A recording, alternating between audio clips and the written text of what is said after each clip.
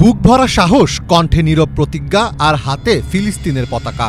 শত শত অধিকার কর্মী একজোট হয়ে আগাচ্ছেন অবরুদ্ধ সেই উপত্যকার দিকে। এই দৃশ্য দেখে মনে হবে যেন যুদ্ধ বিধ্বস্ত গাজার দিকপানে এগিয়ে চলছে মানবতার এক চলমান বহর। গত ৯ জুন ফিলিস্তিনের যুদ্ধবিধ্বস্ত গাজায় ইসরায়েলের অবরোধ ভাঙতে তিউনিসিয়া থেকে সড়ক পথে গাজা অভিমুখে রওনা দিয়েছেন শত শত অধিকার কর্মী। কাফিলাতুস সুমুদ নামের এই বহরটিতে শতাধিক গাড়ি এবং কয়েক ডজন বাস রয়েছে। এই দলটিতে কমপক্ষে ১৫০০ লোক রয়েছে। তারা আলজেরিয়া, মৌরিতানিয়া, মরক্কো ও তিউনিসিয়ার নাগরিক।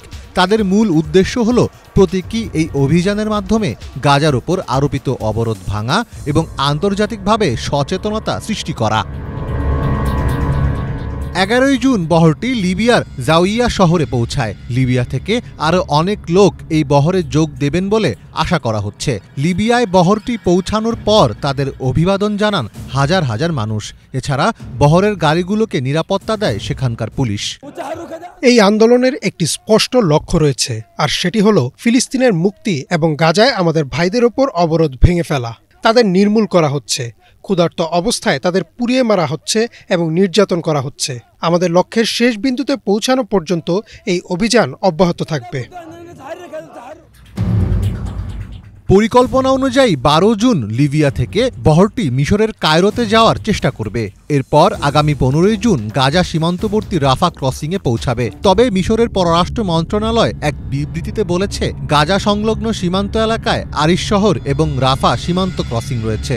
সেখানে যাওয়ার আগে যে কোনো বিদেশি প্রতিনিধি দলকে অনুমতি নিতে হবে। এদিকে ফিলিস্তিনের দিকে যাত্রা করা বিশাল বহর নিয়ে দুশ্চিন্তায় পড়ে গেছে ইসরায়েল। দখলদার ইসরায়েলের প্রতিরক্ষামন্ত্রী ইসরায়েল কাটজ ঘোষণা দিয়েছেন, বহরটিকে গাজায় প্রবেশ করতে দেওয়া হবে না, কারণ এতে তাদের সেনারা ঝুঁকিতে পড়তে পারেন। ফলে বহরটির যাত্রা আটকাতে মিশরের প্রতি আহ্বান জানিয়েছেন তিনি।